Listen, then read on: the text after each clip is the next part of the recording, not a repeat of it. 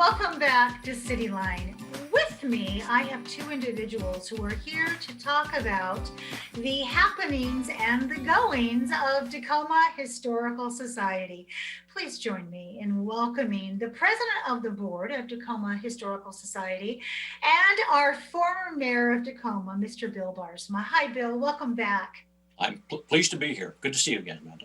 It's great to have you here. And you brought with you this fabulous woman, Karla Stover. You are an author and primarily a Tacoma historian. Welcome to Cityline, Karla. Thank you for having me. Good to have you here. So, Bill, before we get to the subject at hand, bring us up to date about what's happening with our precious Tacoma Historical Society. Well, thank you very much. I just want to remind everybody we have moved. We have a new location. We're at 406 Tacoma Avenue South, very close to Wright Park. We have off-street parking. We are generally open from Wednesday to Saturday from 11 to 3. Our current exhibits are coming to an end this Saturday. They include the glory of Tacoma music, music in the Northwest, the Pioneer Spirit, series of beautiful portraits by Dion Bonner and Dreams That Matter. Those three exhibits have been ongoing for several weeks. They're coming to an end. And we're going to close up for about 3 weeks and kind of build our new exhibits. We have two that will be opening in August. One is Timbertown, the story of the history of the wood products industry in Tacoma. Tacoma was once known as the lumber capital of the world. And then we're also partnering with Sister Cities. We're going to have an exhibit honoring our sister cities as well. So it's going to take us a while to kind of redo our exhibits and put them in place. And we'll open probably August 11th is the date for another grand opening. Finally, I want to say that we now have in-person presentations. We had one Monday, and it was very successful. And so we're going to be inviting people to come to our new location on the second Monday of every month to hear presentations. So we're moving forward. I love that. So Bill, we're going to talk about books today. Yeah. Books about Tacoma history. And I understand the Tacoma Historical Society received some copies of a very special book about Japanese history of Tacoma. Tell us about that, and what have you learned from reading it? Well, yes, and just a little context here. As you know, a few years ago, we had a Destiny dinner in which we honored the centennial of Tacoma Port and what was going on in Tacoma in 1918. And I found, much to my surprise, that the largest ethnic group of color in Tacoma during that time were the Japanese. And there was a very robust Japantown, and the center of that was right where the Rana Hotel now stands. So I wondered in my mind, why the Japanese were welcomed as Asians and the Chinese were driven out, and why? That was always a question I had in my mind. And I knew that Ron Magnan had written a seminal book about that.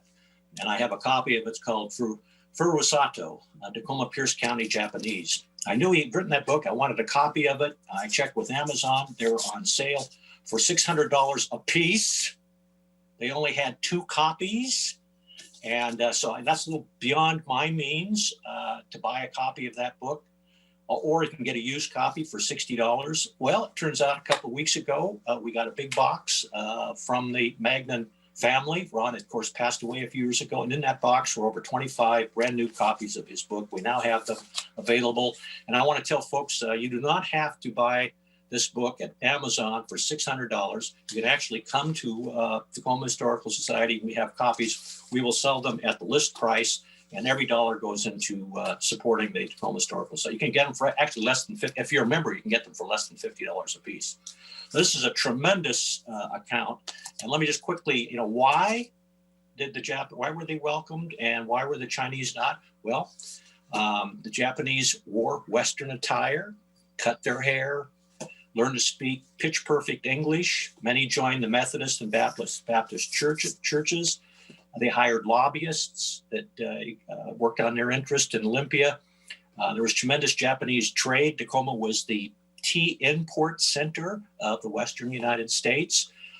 So there was a lot of jobs. The Tacoma Chamber of Commerce said, we want to welcome the Japanese. They're a major trading partner. He reached out to the unionized dock workers and said, we don't want you engaged in any anti-Asian sentiments at this point. There are jobs for you. And as a result, the Japanese were able to remain in Tacoma, and become the largest ethnic group of color in the city for many years until 1941.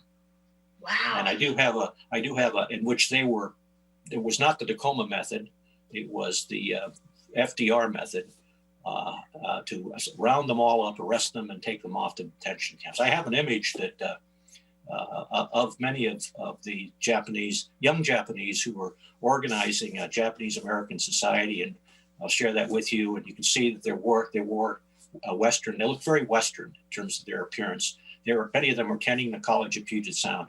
They pleaded with Eleanor Roosevelt not to tell the president that they were patriotic Americans, but that was not enough. And we know the story, and they never returned.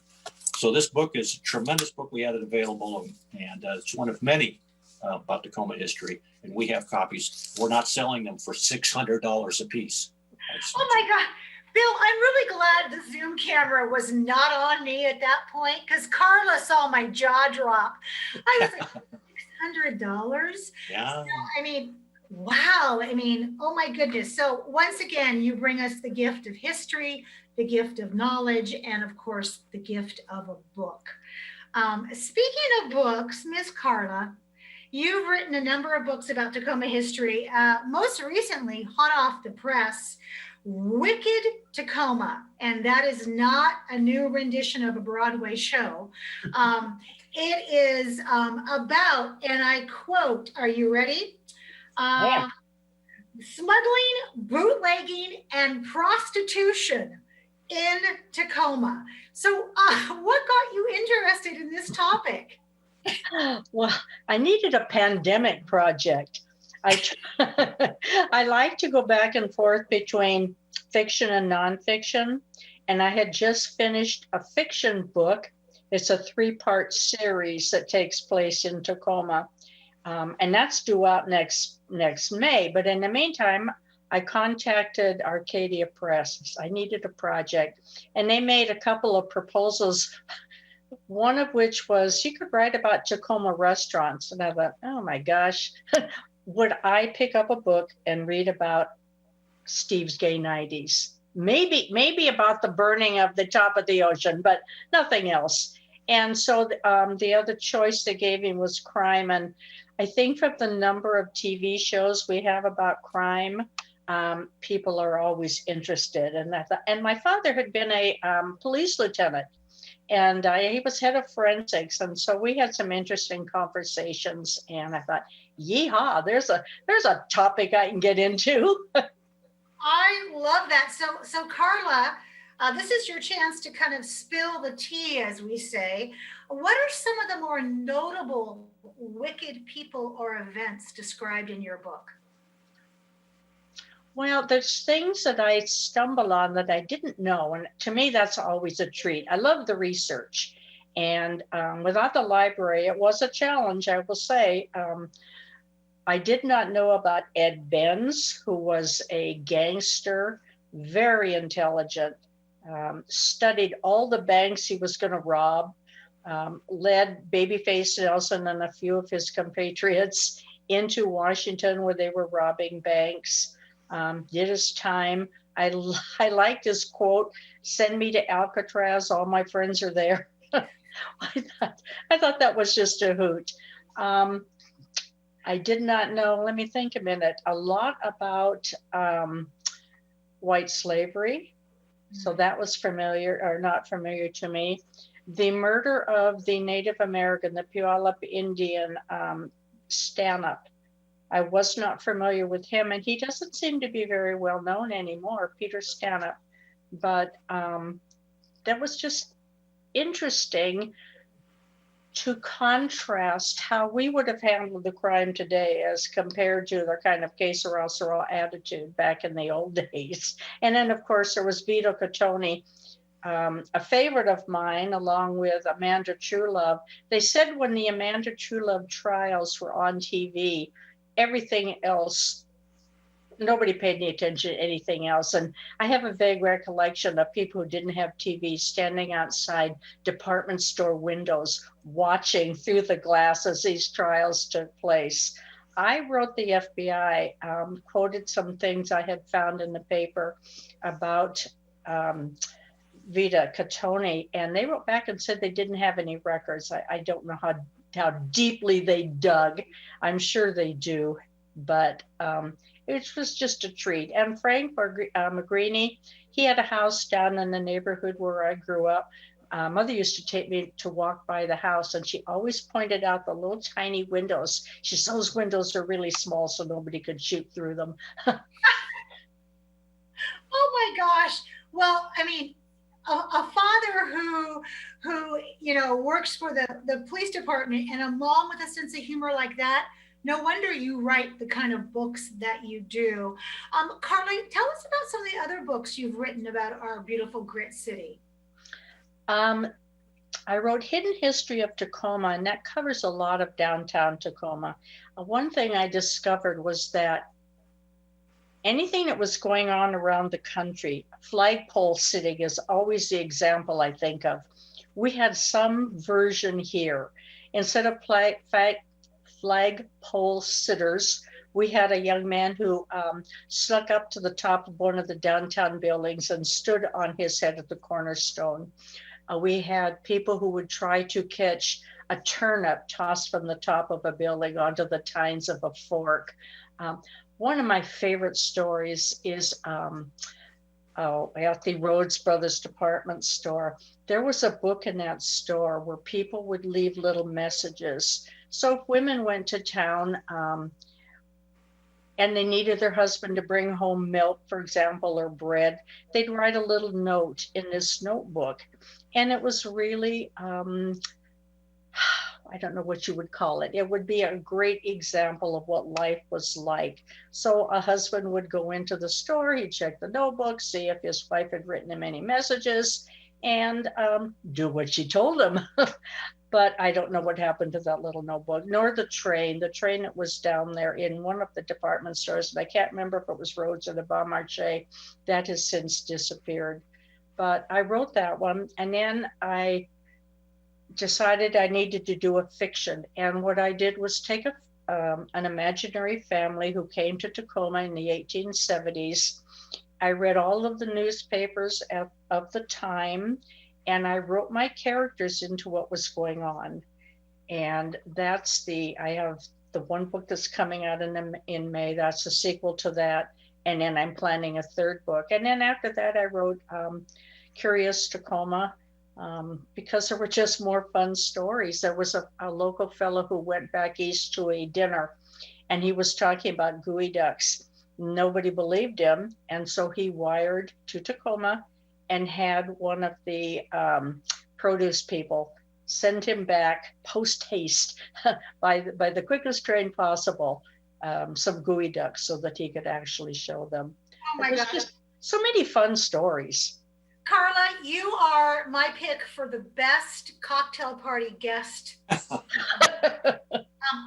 want you at every family gathering I have, because it's fascinating to hear just our history and how you have brought it to life. Speaking of bringing things to life, Mr. Barsma, you once gave a talk before a packed house at UPS that discussed a very wicked, quote unquote, local event you experienced. What was that topic? Well, it was my experience. I was back in the 70s. I was the chair of the Democratic Party organization at a time when George Janovich was our sheriff. And George was a highly regarded street smart cop that went astray and ended up being arrested, tried, and convicted of high crimes and misdemeanors, and being involved in an enterprise that led to all sorts of attempted murder, kidnapping, assault, all sorts of activities. Wasn't in Tacoma necessarily, except the top of the ocean burned down. That was one of the outcomes. And one of my people at Dale Worsing, who kind of organizes programs, called me and said, we've had a cancellation.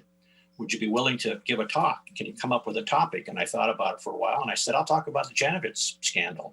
put a little ad in the paper. And when I arrived at UPS, we usually had about, 50 people or so backs. And one of our board members came out kind of breathless saying, Bill, this place is packed. There's over 100 people in that room. They're sitting on the floor. They're standing. They're former sheriff's deputies and former county commissioners all here to hear your presentation. And that was one of my most notable and successful talks. Anyway, and it was a part of, and it's not in Karla's book, but it's a part of what's happened, a more recent series of events. I could talk to the two of you all day, but unfortunately, I don't have all day in terms of TV time. But I do want to say thank you so much for keeping our history alive. And I am sure in my lifetime, Karla, you are going to write a book about the pandemic. There will be something that you will find that will help us reflect back 100 years from now when we go, remember that pandemic? And we're not talking 1912, we're talking COVID.